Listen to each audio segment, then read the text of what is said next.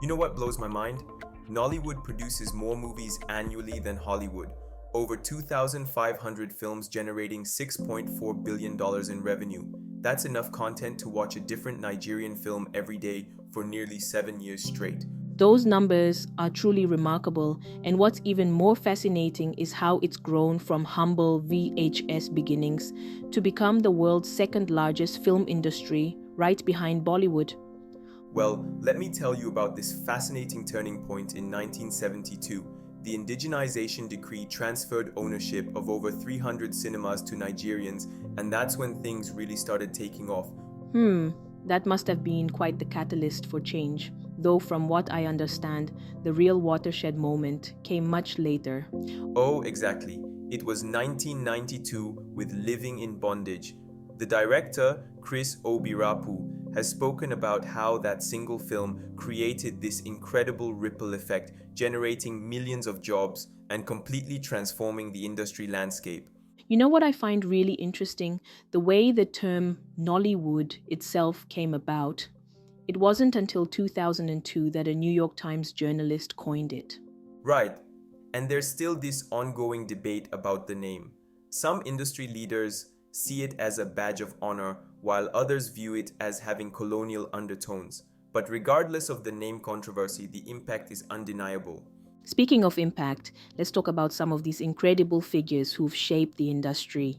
I mean, when Time magazine puts you on their 100 most influential people list alongside Beyonce and Michelle Obama, Ah, you're thinking of Omotola Jalade Ekeinde, the queen of Nollywood.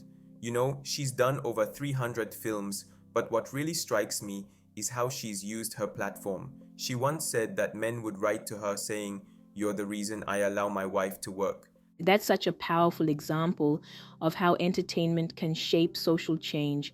And then there's Geneviève Nnaji, who made history with Netflix.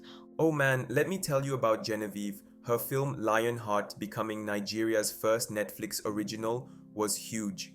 It basically kicked open the door for Nigerian filmmakers to access international streaming platforms. What do you make of the way technology has transformed the industry? Well, it's pretty incredible. They're now using the same cameras that shot Star Wars and James Bond movies.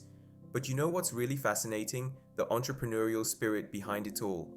Take the ELFIKE Film Collective. It's this partnership between four major production companies that came together to create The Wedding Party. That collaboration model seems to be working well for them, especially with international platforms getting involved. Absolutely right. And speaking of success, let me tell you about Funke Akindele. Her 2024 film Everybody Loves Jennifer just shattered records by making over 1.6 billion naira, making it the highest grossing movie ever in West Africa. Though I imagine they're still facing some significant challenges despite these successes. Yeah, piracy is a massive issue. The industry loses about 7.5 billion naira annually to it.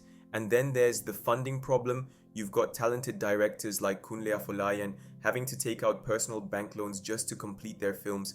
Even with those obstacles, the cultural impact seems extraordinary. I heard this incredible story about the Ivorian Civil War. Oh yes, during the conflict, rebels would actually pause fighting just to watch the latest Nollywood releases. That really shows you the power of storytelling, right? And it's not just entertainment. We're talking about an industry that contributes 1.1% to Nigeria's GDP. So, what do you think the future holds for Nollywood? You know, despite the challenges, I'm incredibly optimistic. The industry is evolving in fascinating ways. They're tackling more complex themes, improving production quality, and addressing bigger social issues. But what's really crucial is how they're maintaining their authentic voice while going global. That balance between global appeal and cultural authenticity seems key to their success. Exactly. And here's what I think is most fascinating. While Western media often focuses on certain narratives about Africa, Nollywood shows the complete picture. The challenges, yes, but also the achievements, the culture, the traditions. It's like Mo Abudu said, they're creating original, premium, and inspiring content with an African soul. That's such a powerful way to look at it. They're not just making movies, they're reshaping narratives. Well, as we wrap up, Here's what I think is most important to remember. Nollywood isn't just about entertainment or economics, it's about cultural sovereignty. It's about Africans telling African stories on their own terms to a global audience that's increasingly hungry for authentic voices.